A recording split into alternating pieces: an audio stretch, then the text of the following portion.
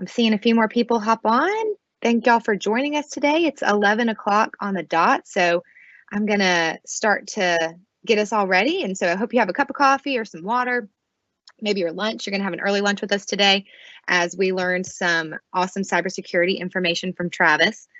So thank you all so much for joining us, whether this is your first time with us today or you're a client and this is your 10th webinar with us. We're glad you're here.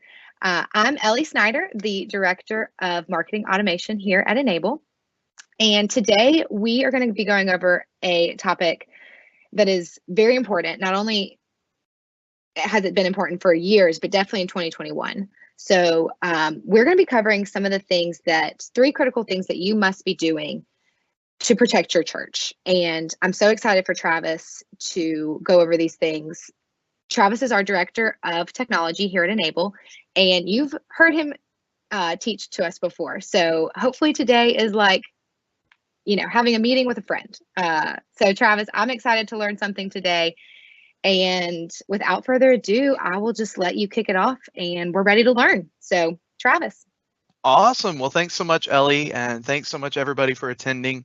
Really excited to see lots of familiar names and new names as well. So thanks, everybody, for joining.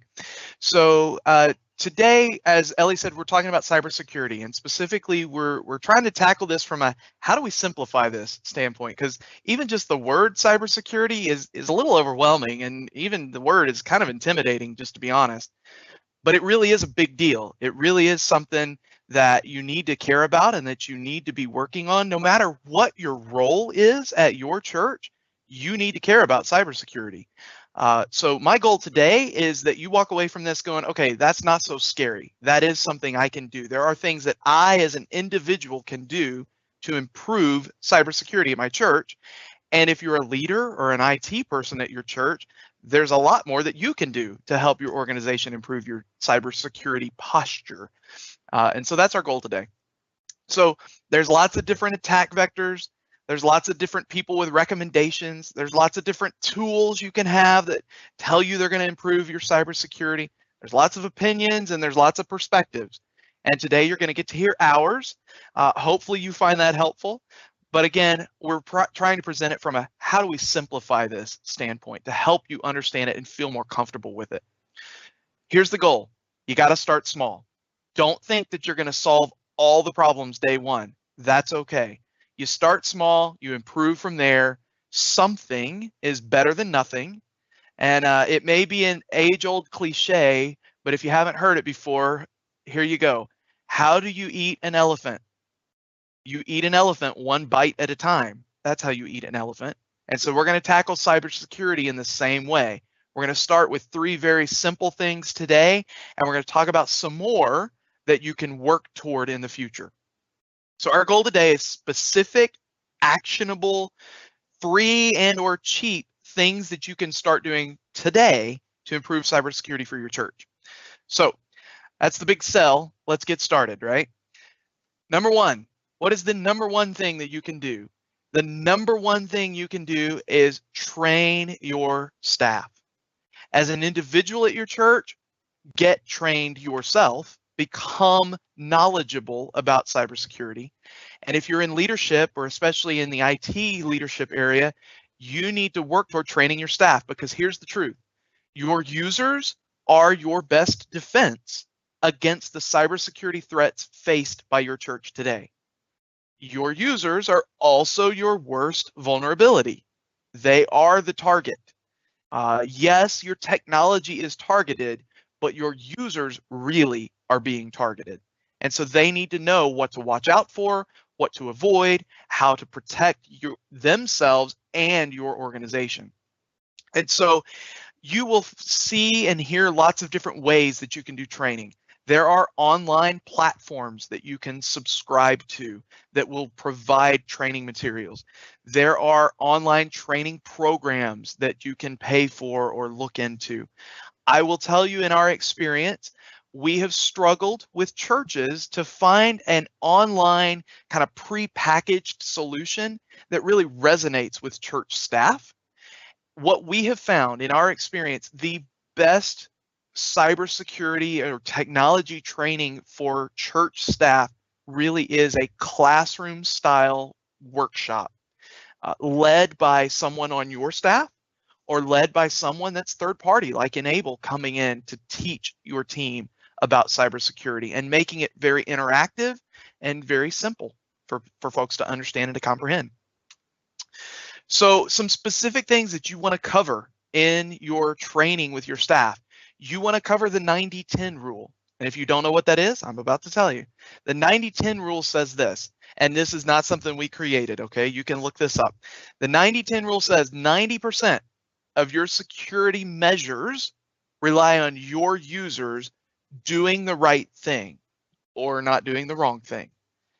And only 10% of cybersecurity protections these days are technology stuff, like firewalls and patching and vulnerability scans and all those other technology things. That's only 10% of your protections. So it's so important that your staff understand they are a big, big, big part of protecting your organization from cybersecurity threats. You want to cover email red flags. And again, if you don't know what those are, here's a hint. So email is obviously a very common form of reaching out to people. And you've heard of things like phishing, where people try to get you to engage or provide information that's confidential by pretending to be somebody or something else. So some email red flags to look out for. You want to look out for emails, especially ones that have attachments. If you weren't expecting them, like fake shipping notices for stuff you never ordered, or HR spreadsheets when you're not in the HR department, bonus information for the whole organization, probably not being shared with you. Those kinds of emails that you get, those are suspicious. Any request for money or request for gift cards, especially if it's not from somebody you routinely do that kind of transaction with, that's suspicious, and you shouldn't just automatically trust and engage. Other red flags to look for: email addresses that don't match. So your senior pastor, John Smith, sends you an email, but it came from billybob@gmail.com. That's probably not your senior pastor, right? And then links. So inside of an email, you want to look at the links that they're asking you to click on. And here's a trick. If you will hover your mouse over that link and look to see, is that link really going to take me to the same web page for that organization?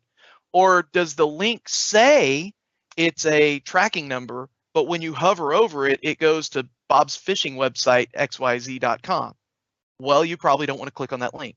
So there's some common red flags to teach your staff to look for in emails. Social engineering. I mentioned social engineering and phishing kind of go together hand in hand. Social engineering is the act of being tricked to provide sensitive information or action.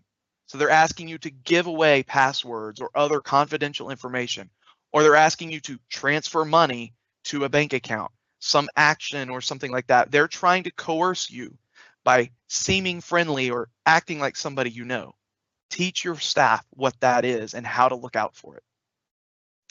Here's a big one. So in this day and age, lots of people are nervous about being hacked, and they should be. But the truth is, getting truly hacked is actually quite uncommon. What is very common, though, is being phished. And so you want your staff to understand the difference. You want them to know that being phished means you've received a message asking you to do something or asking you to provide information. But if you didn't do anything, if you didn't actually fall for it and click on that link or sign into that website, well, then you weren't hacked. You weren't compromised. You were just phished. And in that case, if you spotted it and you know it's not legit, just hit the delete key. Or maybe you and your organization want them to report that to someone in IT or in the technology realm. That's great. Teach them how to do that, but help them to understand getting phished doesn't mean they did anything wrong, doesn't mean that they have caused an issue, and certainly doesn't mean that they've been hacked. If you've been hacked, that means you fell for it. And that's okay. It happens to the best of us. Having your account compromised because you fell for that phishing message and you clicked on the link and you typed in your password, that's okay. Don't freak out. definitely report it to folks on your team that can help you fix it, but don't freak out and understand the difference between being phished and being actually hacked. That's really, really important. You want to teach your staff about passwords, and we're going to go into more depth on that in the next slide, so I won't cover that right now. But you want to teach them what it means to use passwords in a good way and how to use them securely. And then the last thing I would highly recommend you talk about is how you validate things when money is involved.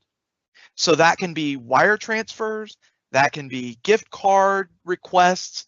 All of these are common things that we see phishing emails, and unfortunately, sometimes folks are falling for it. Just a couple of examples of churches that we work directly with. There's a church that I'm not going to tell you who. No, I'm not even going to tell you where in the United States they are. I'm only going to narrow it to these are United States churches, okay? But there's a church who had a phishing email come in, and it was asking for a wire transfer, and the individual in the accounting department, poor accounting folks, I get picked on a lot, I'll just be honest. But the individual in this case was in the accounting department, and they proceeded to go ahead with the process of wiring $500,000. And it seemed legitimate to them. It was related to a project they knew about, but they didn't do their due diligence, and they didn't know how to check and make sure it was legit. Luckily, in this case, the bank caught it. The bank recognized the activity and recognized that it seemed suspicious, and so they put a stop on it before the money went through. There are other organizations that were not so lucky, and whether or not you're able to reclaim or get back your money if it has been wired out has a whole lot to do with a whole lot of things that are above my pay grade. Just know that it's a whole lot easier to stop it before it happens than to get it back after it happens, because you can't always. There's also, and you've probably seen this one, the Apple iTunes gift card request. I have seen these come from every fake senior pastor in this country, I think, at this point. For some reason, it's always the lead pastor, the senior pastor, that seems to be sending these. Hey, I'm so busy. Can you just go buy these gift cards? My niece has a birthday this weekend, and I really needed them, and I just haven't been able to do it yet. Can you please just go buy these gift cards and then just, scratch them off and send me pictures? Don't fall for that. But you want to be telling your people about these. You want to be giving these examples. We have, unfortunately, we know of churches where that happened and thousands of dollars were lost as a result. This is happening to church staff, and it's also happening to church volunteers, and it's also happening to church members. You can definitely help your staff and your volunteers become educated about this. It's a little harder to help your members, but if you can think of creative ways to get the word out, you probably want to do that, helping to educate everybody. All right, so passwords. So number one, train your staff. Number two, passwords. You need to be talking about what it means to use passwords well. You need to understand, and your staff needs to understand, that passwords are like underwear, folks. You don't need to be sharing them. You don't need to be reusing them without laundering appropriately, right? You really don't need to be leaving them out for others to see. That would be bad with underwear and with passwords. And you really do kind of need to change them often. Now, with passwords, you don't need to change them daily, like I hope you're doing with underwear. But we're going to talk in a little bit why I still recommend church staff do change their passwords. I know there's some in the industry now, the IT industry, that will say, you really shouldn't do that anymore. But I'm going to tell you why I still recommend it for church staff. We'll get to that in a minute. You want to explain to folks why they need to be doing unique passwords. You as an individual need to understand why it's important to have unique passwords for every single website or every single system that you log into. And I want to explain why. A lot of people are like, well, why do you have to do that? Here it is in a nutshell. In this interconnected world that we live in these days, you probably have a bank account that you log into online, and you certainly have a church email account that you log into, and you might have a Facebook account, an Instagram account, you might even have a Yahoo account or some other online system. Well, here's the thing. Not all of those systems are impenetrable. In fact, none of them are probably impenetrable. So imagine if you use the same password to log into your church email, your bank account, your personal Gmail account, your Yahoo account, and your Facebook account. It's the same password. And you likely are using the same email address in all of those cases as well. So now imagine that Yahoo gets hacked. This is not hypothetical. This is legitimate and real. It actually happened to Yahoo. So Yahoo gets hacked and your password is stolen as a part of that hack. Again, this is not hypothetical. This is what happened to Yahoo, and it happens to websites the world over every day. So your email address has now been harvested and your password was just stolen. Well, what's any good hacker going to do? The first thing they're going to do is they're going to go try everywhere they can think of where you would have used that same email address and that password. And now they can go pretend to be you and they can log in to your Gmail account and your church email account and your Facebook account and all these other systems just because you used the same password and now they know it. So that's a big risk, which is why we recommend unique passwords for every website, every system. To help out with some of this, understand that passphrases are your friend. In other words, if you don't want to have to remember all these complicated passwords, being able to come up with a phrase, yeah, it's going to be long. That's okay. But coming up with a sentence that can even have spaces in it as your passphrase might help you to remember it a little better. And also, then the next bullet point is use a password manager. A password manager is a secured application that can store all of your unique passwords. And it stores all of that information behind one very special, very strong, very important passphrase. So now you on your private mobile device or your private computer can have this encrypted secure application with this very special strong password that you never use for anything else. And when you go to log into other websites and other web pages, this application can help provide that unique password for you. So you don't have to memorize them all. Let your password manager memorize them all for you. So here's some common ones that we see in use and that we think are strong candidates to evaluate. We don't have a preference on what password manager you use. We just highly recommend that you use one. Password protection on all of your devices. That means, yes, you should be password protecting your phone with a PIN code or Face ID or something like that. Because understand that, especially for your church staff are likely using their personal mobile devices to access church email accounts and things like that. So you want those protected as well, not just the computers. And then again, on passwords, we recommend that you give some minimum requirements.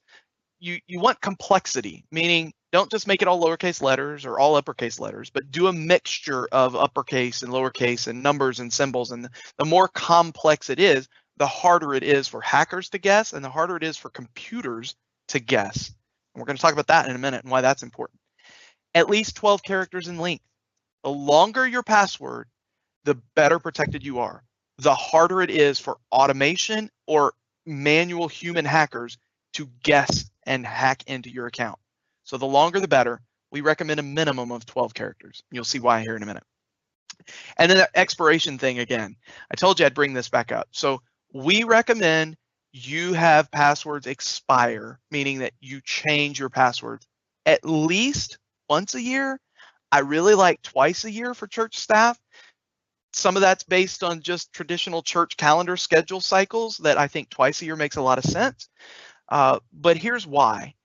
Well, a lot of technology companies these days will tell you, hey, you shouldn't make users change passwords. That just makes them pick insecure ones over and over again. I get that. However, I have not yet met the church staff that work with lots of great trusted volunteers, sometimes their own family members, where they don't share their password. Now, I would love to say you never need to change your password because you've never used it anywhere else and you've never shared it with anyone else.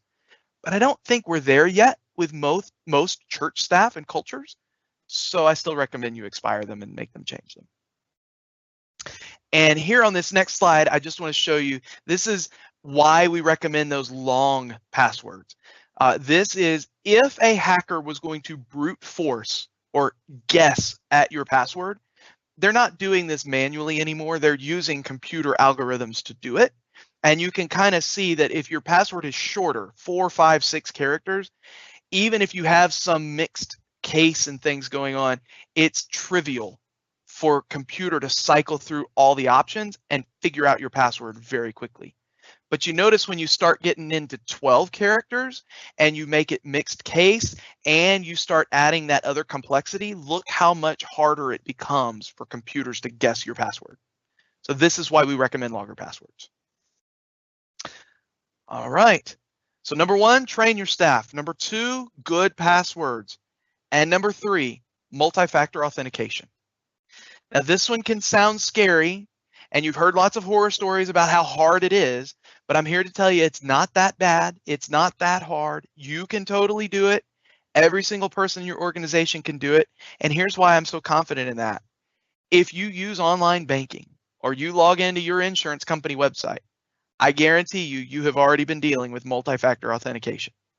It's the thing that requires you to not just know your username and not just know your password, but to also provide some other code. Maybe they send that code via email. Maybe they send that code as a text message. Or our preferred mechanism is one that Microsoft uses with the Microsoft 365 system. It's a push notification to your phone. It's great. When I sign into my Microsoft account, I type in my email address and I type in my password. Those are things that I know. And then I get a notification that just pops up on my phone or even on my watch. And I just tap and say, yep, that's really me. I approve it. And I'm in. So it doesn't have to be a painful experience to use multi-factor authentication. But here's the advantage. Go back to our example earlier. Somebody hacks Yahoo and they stole a bunch of passwords. However they got your password, if they know your email address and they know your password, well, without multi-factor, there's nothing to stop them from logging into your account and pretending to be you. But with multi-factor, it's not just about things that you know. There's also an element of something you have to have. So there's things you can remember, like your username and your password, but there's also something that you have in your physical possession. So I have to have my phone to approve that login. I have to have my phone to get that text message or to receive that phone call to give me that code.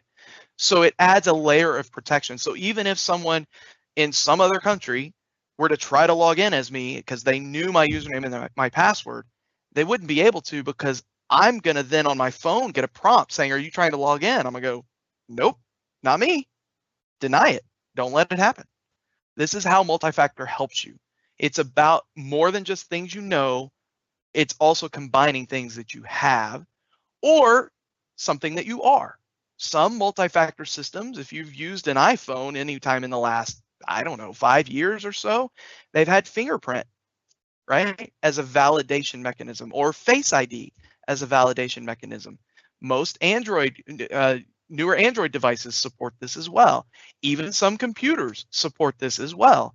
So it doesn't have to be something you have. It could be something you are. Just some common things that we see on the something you have options. Obviously, the question always comes up, well, not all of our people have smartphones, so they can't do MFA. Well, that's not true. MFA can be done via a simple text message. Text messages go to non-smartphones, in case you weren't aware of that. They can even be done with dumb phones. You don't have to do text messaging. We have some clients who prefer to just get a phone call at their desk on their work phone. They get the phone call, it reads the code to them, they log in. Here's the thing to understand. With most solutions, most multi-factor systems, particularly Google and Microsoft 365, it's not asking for this every time you sit down to use your computer. It's going to ask for this when you're doing something different or new than what you normally do. So when you're normally using your computer every day, you're using the same computer. Well, Microsoft and Google recognize that computer as the one you normally use. So they're not always going to ask you for this multi-factor code. So it's not all the time. It's some of the time. When they identify something that's out of the norm, maybe you went to your in-laws for the weekend and you're logging in from their computer, then it's going to ask you for multi-factor, right? Maybe you're traveling. Now, instead of being in Dallas like I am today, you're working from Tennessee, where Enable is headquartered. Well, that's a change, and they're going to probably prompt me to provide multi-factor. So it's not insurmountable. It's not all the time. It is something that will help improve protection, and it's not that hard to do. Yeah, it takes a little bit of effort to set it up. I know that. Trust me, I know that. We've helped thousands of users so far enable it. But after helping thousands of users enable it, I can tell you it's not insurmountable. Everybody can do it, and it just takes a little bit of patience and the understanding of why it's so important. And so if you can tackle training your people, and you can tackle teaching them good password processes, and you can tackle multi-factor authentication, you will dramatically improve the cybersecurity posture of your organization. The last note that I have here is a little more technical, but I think it's important to know. I talked about that push notification for Microsoft and how I really like that one. Google can do the same thing, just so you know, if you use that platform instead. Here's the thing, push notifications, or even the rotating code where you just pull up the app and you type the code that's already in the app, those are actually more secure methods of doing this multi-factor than text messaging. I know that the text messaging thing is a lot of times more convenient. It's easier for people to comprehend and to implement sometimes, but I will tell you, and feel free to look this up, it's not all that hard these days for determined hackers to spoof or to intercept those text messages that have those codes in them. So moving toward push notifications or even the rotating code versions of multi-factor, we highly recommend that over text messaging these days. All right, so there's our top 3. That wasn't so bad, right?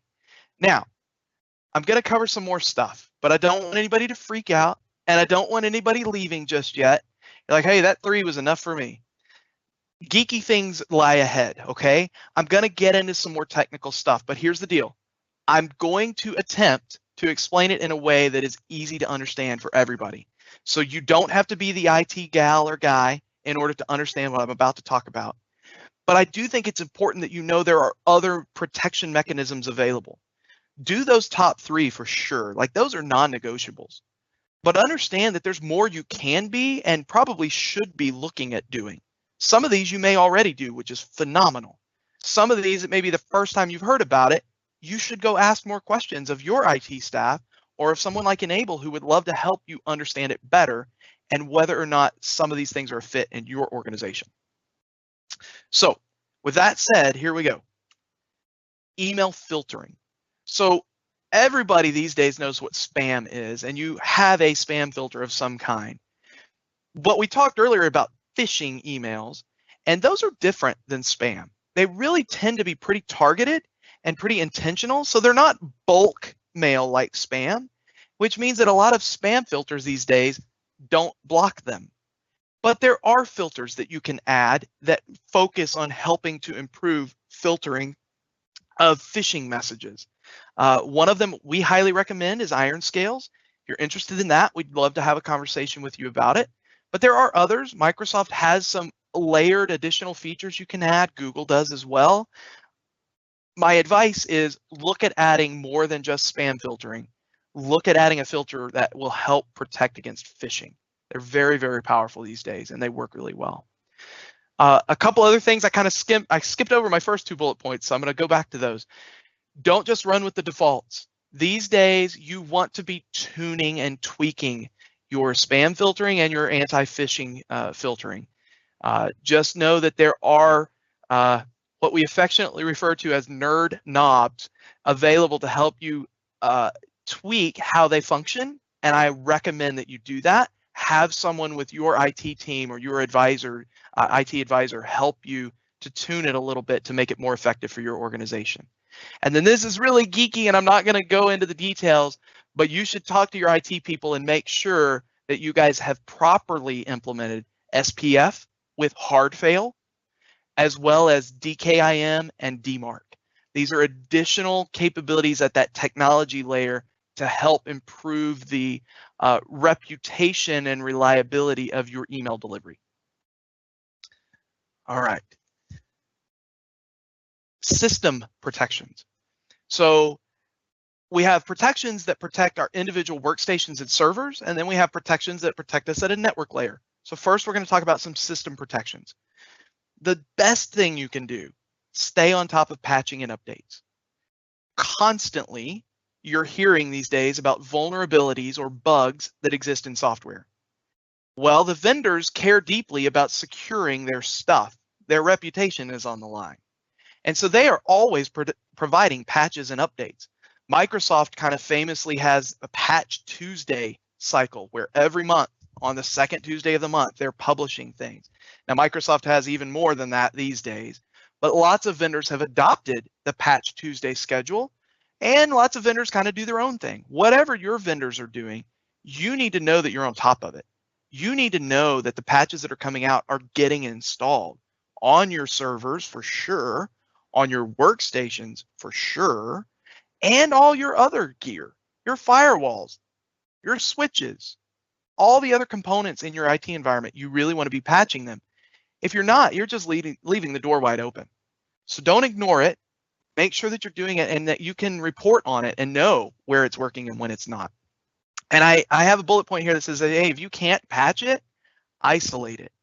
So, by now you shouldn't be running Windows 7 and Server 2008 and 2008 R2. But there are reasons that you might still have those in place. Well, then work on moving those into an isolated place where they can't get to the internet and other computers on your network can't talk to them. Let them do their unique specific function without being able to interact with the others around them, so they don't become a launch pad for an attack in your environment. Backups. Guess what? Backups are important. Make sure you're backing your stuff up. Make sure that you can recover from your backups. Test that. Make sure that you know that it works. Don't just assume. The 3-2-1 rule of backups is this. It says you need 3 copies of your data. You need the one that you're using in production every day. You need 2 copies that exist on different kind of storage. So maybe one of them is your production storage on hard drives, and the other one is the cloud or backup tapes or something else, but 2 different storage mediums. So 3 copies, 2 storage mediums, and at least one of them should be offsite.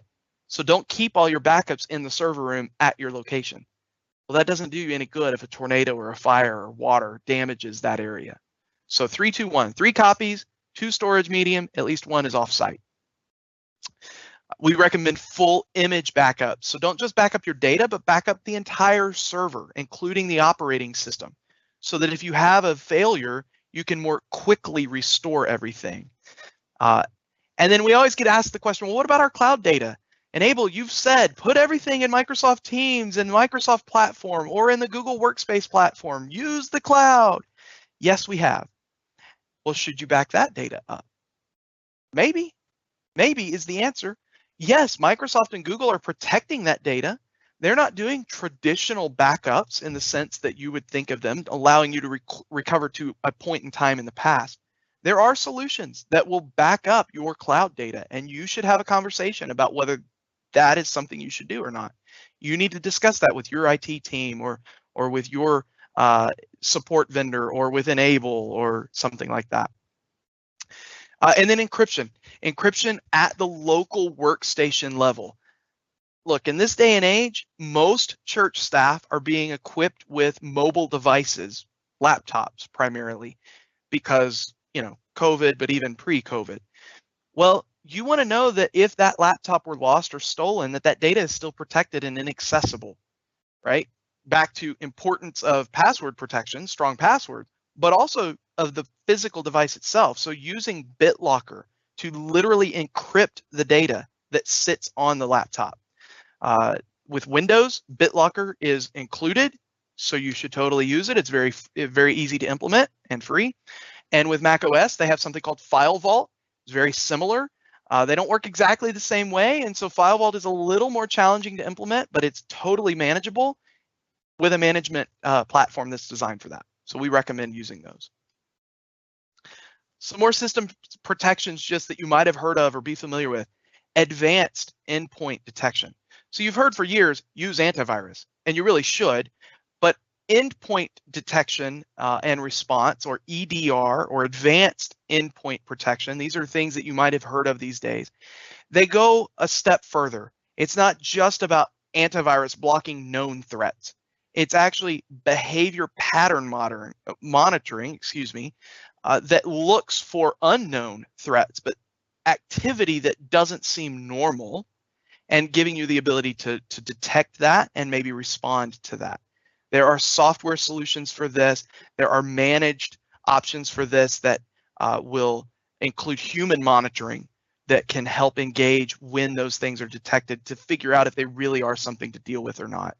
So those are important things to consider, but understand that they are an above and beyond just basic antivirus. Some of them are bundled together, so they make it sound like it's all the same thing. It's really not, just so you know. It is an extra layer, and you should expect to have more cost then as a result. So let's talk about some network protections then. You should have a firewall, and we do still recommend a firewall with what's called unified threat management, which really is a fancy term for other features than basic firewall. Commonly, that would be content filtering to block objectionable websites, gateway antivirus and anti-spyware, so actually scanning all the traffic flowing through the firewall with an antivirus, intrusion detection and intrusion prevention, and then even geo-IP filtering. Lots of threats these days happen from outside of your country of residence. But if you don't have people that live outside and work outside of your country of residence, then you don't need access from those. So filter it down. I can tell you just turning that feature on alone will dramatically reduce the number of threats that attempt to access your network on a daily basis. For Wi-Fi, we recommend making sure that you're not just using one Wi-Fi network and sharing the password with everybody, especially folks that aren't on staff, or especially staff that are using personal devices. You should have different networks that segment that traffic so that people can do the work that they need to do. They can provide the volunteer labor that you're wanting from them, but in a way that secures and protects your church. And we highly recommend something called client isolation, which is a fancy way of saying putting a firewall around every single device when it's on your guest network. You don't want to be the church that lets all the guest devices connect and then one malicious guest user attacks another vulnerable guest user. By implementing client isolation, you're saying, hey, when this guest is here online, they can go to the internet and that's it. They can't talk to other devices. Most enterprise or business class Wi-Fi solutions have that capability, and we highly recommend you use it. And then here's one that's really easy. I'll just be honest. Get rid of your old stuff. Old stuff tends to have old bugs. And maybe or maybe not, there are patches for them. But if you don't need that old stuff, and I'm talking about servers and HVAC systems and heck, Amazon Alexa devices sitting around.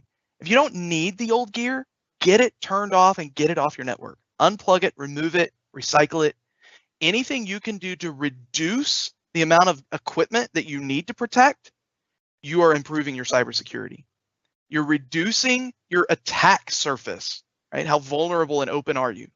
And you're reducing the complexity of your environment, so it's easier to protect and easier to troubleshoot when things go wrong. So get rid of old stuff.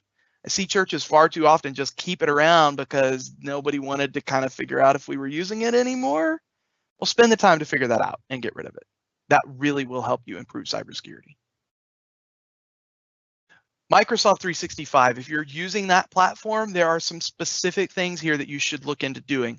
Microsoft is starting to push into doing these automatically for you, but it's not universal yet. So get ahead of the curve. Stop using legacy authentication protocols. Start using the protocols that require multi-factor authentication. And stop using protocols like IMAP and POP and SMTP. And if you're going, I don't know what any of that is, that's okay. Talk to your IT folks. They can help. And here's just some other great options that we recommend that you make sure that you are considering. Cybersecurity policies. Sometimes these are riders on top of existing policies. Sometimes these are separate policies themselves. You should be talking to your insurance carriers about what options are available and what they recommend and what your exposure level is based on the information that you have about your staff, probably more personal information about them, but also your members and volunteers and others that come on campus just for weekend experiences. You need to be thinking about that, and you need to be talking to your carrier about what protections exist and what you can and should have in place. Network vulnerability scans. So this is a technology that uses software to scan your network looking for known vulnerable things. I mentioned earlier about bugs that exist. Sometimes they're patched. Sometimes patches are available, but you haven't installed them yet. Sometimes there are no patches because the vendor went out of business or they quit supporting that version, but you need to know what all those things are, and a vulnerability scan is a great way to identify them and being able to start marking them off the list. So network vulnerability scans are something that we highly recommend. And again, talk to your IT staff, talk to Enable, talk to others that can provide this for you to give you an understanding, a snapshot of where you stand today. SIEM or SIEM, Security Information and Event Management, often bundled with a SOC. Now I'm getting all these acronyms. Don't freak out. SIEM is simply aggregating log files. So you may or may not know this, but every computer that you have generates lots of logging information about what goes on. Mostly Mac OS and Windows machines generate a bulk of this, as well as your firewalls. And right now, if you don't have something like SIEM aggregating all that data together, it's silos of data that exist on each individual device. What you want in this case would be something that brings all that together and then looks for patterns that look malicious or suspicious. And it's great to have a system like a SIEM that can bring all that together and maybe identify based on automation some of those things. But I'll just tell you right now, it's a lot of noise. It's a lot of noise. So I highly recommend that if you're going to have a SIEM, you need a SOC, otherwise humans, that are partnered to go through that and really figure out what's actually at risk for you. You probably don't need your own dedicated team of people working on your staff as a SOC. I don't know the church that probably needs that, but there's great outsourced partners that do this and dedicate their time, and that's like their whole focus. Well, use them and use their expertise. And yes, there's costs associated with this. Whether or not it's right for your organization to have it, have those conversations with your IT staff. I will say this, a lot of the things we've talked about earlier, I would say are the things to focus on first. But if you really have some concerns around what happens in your network, there are things that you can do like this. Dark web monitoring is a fancy and almost scary term that is simply this. If your email address or passwords get leaked through some hack, I mentioned earlier the Yahoo thing, wouldn't you like to know about it? Well, that's what dark web monitoring is. It's third-party companies that monitor the dark web looking for these leaks and then letting you know when your email addresses pop up there. Now, the truth is these days, it happens a lot. So you need to be protecting your organization and teaching people secure password usage and unique password usage and all these things that protect you, even if it gets leaked. But maybe you still want to know about it. And then a pen test, this is one that you probably will hear a lot. I'll just tell you, it's very invasive. It's designed to be targeted hacking specific to your organization. You are paying someone to hack you, and you're telling them don't stop until you're successful. So you need to expect that you will fail your pen test. The question is, how hard was it for them to get in? You want to do everything you can to make it as hard as possible for your pen tester to succeed in their hacking attempts. Just know that there's a good bit of money involved in that, but if you need that or if you want that, it is available to you. All right, here's the last thing. My last slide is this. You need to change your culture as it relates to cybersecurity. You need your leadership to be bought in, to understand. Changing culture doesn't happen from the IT department or the business office. It happens because leadership and everybody in the organization agree on the importance of something, right? So you need leadership to understand. You need to help explain this in language that they understand. Hopefully this presentation might help you with that. You need to connect the dots for them. What are the risks to our organization of being compromised or hacked or our information leaking into the world? For churches, it's about your reputation in the community within your sphere of influence. It can be about the data that leaks, and now what does that trigger from identity theft and things like that. Use relevant examples. I've shared some in this presentation. We'd be happy to share some others. We won't share everything we've heard, but just know that churches are not immune, and they are being attacked successfully, and there are churches that are being affected by this. So this is not hyperbole. It really is real. Understand that cybersecurity cannot be accomplished by the IT team or your IT geeks alone. It does take everybody on staff getting to be a part of it, which means you got to be talking about it. On and on and on. Keep it front of mind. And my image here is showing that culture eats strategy for lunch, right? So you can have the best IT cybersecurity strategy, but if the culture of your organization doesn't put importance on it, if your end users don't know their part in that strategy, then the strategy is worthless. So change your culture, and you got to do that by talking about it and by communicating and educating everybody on your staff. All right, we've covered this. Train your staff, good passwords, use MFA. You can do that today. You can start on that today. And then, of course, you can work on the other items. All right, Ellie, I think this one's your slide. Awesome. Travis, that was incredible. I learned a lot on that too. So thank you for going over that. And it also makes me so thankful for Enable that protects me from stuff like this. I know that I'm protected through, Enable training me and helping me set up MFA for myself and really giving me these resources. So it makes me thankful on a personal side. We did get some great questions that we'll go over real quick. And if y'all have any more, put them in there. We've got about 10 more minutes before we wrap up. So Joel asked, is it okay to let users use the web browser to save their passwords like Chrome or Firefox? That is a great question, Joel. My advice is to advise them to use a purpose-built password manager. Yes, the browsers have the capability of storing passwords, but I will tell you that they are playing catch up in how they store those passwords, meaning that browsers have stored those passwords for some time, but generally in a very weak way that is very simple to bypass or to hack into, essentially. So it's not hard for someone to go in and view all of those passwords very simply if they're stored in the browser's version. And so I do highly recommend using a more dedicated product like the Bitwarden and the LastPass and the 1Password and others, because they really are purpose-built with security in mind from the very beginning. So they are more secure and they're more portable. Using a password manager that you can access on your work computer and your cell phone and maybe even your personal computer, that's very advantageous.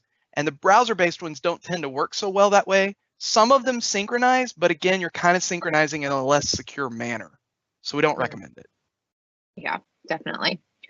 And to that point, I'm about to put in the chat here our blog, Why You Need a Password Manager. And it actually goes into the details on Bitwarden and 1Password and everything. So you can kind of compare those two.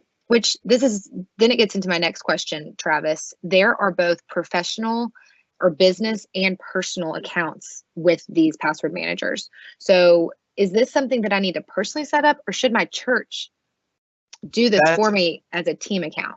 No, that's a great question. And I will tell you this is Travis's opinion, and it's probably not necessarily the most popular, but here's my opinion on that. You as an individual user need to care deeply about your own cybersecurity. You need to care for how it relates to your organization, but you also need to care about for your own personal reasons. And so from that perspective, I advise very strongly that you use a password manager, not just for your work stuff, but also for your personal stuff. Mm-hmm. And to that end, what I would say is the last thing I want is for a user to have been using the business or church provided password manager, and then they transition away from staff. And now where did all their passwords go? Well, they just got left behind. That's not a great place to be in. Mm-hmm. So I know that there are some organizations that are providing or that want to provide this for all their staff, and I think it's great. But I will tell you personally, I think every individual user should kind of do their own and provide it for themselves and for your family. It took me a long time. I will tell you, my wife and my 2 children, they know exactly what LastPass and Bitwarden are. They grumble and moan and gripe whenever I bring it up, but every time they're like, I can't remember how to log into. The first question I ask is it in Bitwarden? Right? And even now they know. I can't complain. And I'll start to say something. They go, no, I know. I need to go look in Bitwarden. But I'm teaching my kids and my wife as early as possible the importance of this. And I would suggest you do that in your family as well, which means you probably need a personal password manager. That's good. Personal responsibility. I'm big on that. I just got to be honest. So, would you say, Travis, this is just me asking, is that easy for the average non-technical person to set up? Like, should that be a daunting task for someone that can't? No, it is not daunting. These password managers have been around for a long time, and they've done great work making it easy. So yes, it takes a little bit of time, and you might have to read or watch a couple videos, but you can totally figure it out. Here's what I tell people all the time. If you can use Facebook, you can totally use MFA, and you can totally use a password manager. Because I'll tell you, as the director of technology at Enable, I'm probably the worst Facebook user on the planet. My wife is always using Facebook and always doing stuff. And I'm like, how do you do all that? I'm like, you know what? I don't want to know. It's too complicated. So if you can use Facebook, you can totally use a password manager. You can totally use MFA. That's great. Okay, that's good to know. Okay, David has a question. David says, I find with the ever-changing world of security, trying to keep up with the policy tweaks is very time consuming. So what should he do about setting Microsoft 365 policies above and beyond the defaults? Yeah, so this is an area that we wrestle with too. And I'll be honest, for most of our church clients, where we're at on this today is we're trying to understand what's the impact to the organization, because a lot of the policy things have to do with data privacy. And that's certainly important when you talk about personally identifiable information. But a lot of what church staff work with and work on are documents and things that are not really confidential in nature. I mean, churches are sharing the gospel of Jesus Christ. Well, they're all sharing the same story, right? And so the question of, well, how deep down this rabbit hole do you go? How difficult do you make it in the interest of cybersecurity? And I would say my advice right now is I am not finding a lot of value for churches in that today. So when you talk about information protection and data loss prevention, DLP policies and things, there's a ton of great stuff out there, but it is changing rapidly. And it's hard sometimes to implement the thing and then be changing it every 3 weeks. And so right now I'm saying a wait and see approach is probably good on that. I recommend these top 3 things and some of these other things we've talked about in this presentation before you worry too much about some of those data specific things for a church. Now, if you're not a church, your risk profile may be different and you need to consider that. That's good. That's really good. Quick question on setting up MFA. So if my church doesn't have this set up, or maybe they have it set up for like my church accounts, but what if I want that for like my Gmail and my personal accounts? Is it free to set up for my personal accounts? Yes, in almost every circumstance. I can tell you that for sure Microsoft and Google accounts, absolutely it's free. Your Facebook account, it's free. Your bank and your insurance company are already doing it whether you want it or not, and they did it for free. So most common platforms these days, yes, multi-factor authentication is available for free, no added cost. And I do highly recommend you do it. And if your church is not yet doing it for Microsoft and Google accounts, you should totally go blow up your IT person and go, hey, we really ought to be doing this. I'm excited. Let's do it. Most IT people are not going to turn down the user that wants to increase security. I'll just be honest. Very so true. Be a champion in your organization for it, even if nobody else has yet. Right. Be that person that's doing it first, and you can be the one that answers questions and gets the ball rolling. Yeah. Okay, this is a good question. How much of our budget is reasonable to allocate to these security needs? Oh, that is a very tough question. I cannot really give you a percentage value, which I'm sure is what you're really wanting. What I would say is this: you need to start doing something. There are plenty of these things that don't cost anything. And my advice is you need to do all the things that don't cost anything first before you start worrying about spending money. The things that cost money bring value. I'm not saying that they don't. But the things that are the most important, the things that are considered the least common denominator these days, don't have a cost associated with it. It's a time commitment. So find your investment right now in the time and intentionality to do it. And yes, start talking to your IT department or to your partner like Enable or others about what are some of the costs for things. Things like iron scales, anti-phishing options, and some other components, maybe your cloud backup solutions. Most things these days as it relates to security are driven by a per user cost or a per workstation cost, depending on what it is. So understand that. And as you think about budget, you want to start thinking about, well, what's the cost of an employee in my organization? Because now the IT cost is part of the cost of an employee. So think of it similarly to the way you think of benefits in your organization. When you hire an employee, you're also going to include some medical or vision or other benefits packages. And there's a cost associated that you already allocate as a per user cost. You need to start thinking about your IT security layers as that as well, and starting to incorporate that. And so whether that comes out of IT budget or HR budget or some other personnel cost budget, there are creative ways to think about this. Thinking that it's not all free is wise. But even if you can only start with, okay, well, we're going to up it by 5% or 10%, start there and find what you can do to invest at those levels and see where you need to go after that. Again, This is an elephant. Take it a bite at a time. So the last question that we do have, so going back to the time piece of it, so training, that takes time. Do you have a good resource for an in-house training session, maybe an agenda or an outline that you can provide or just guide someone with any kind of training outline?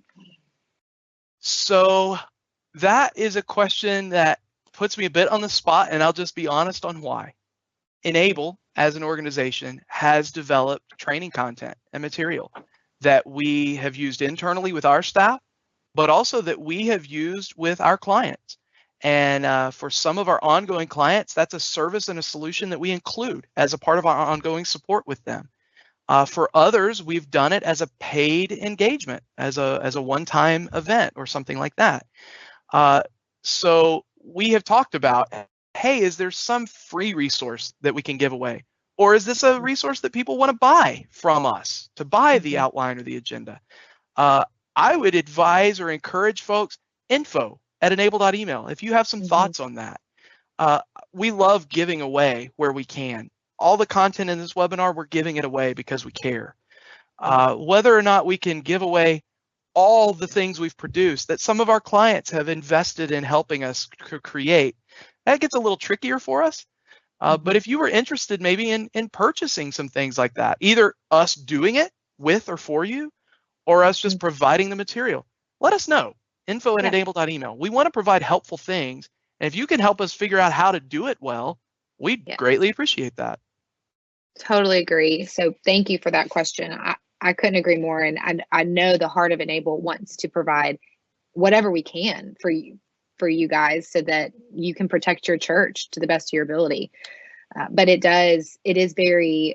can be very customized. So I think to Travis's point, we've done those customized approach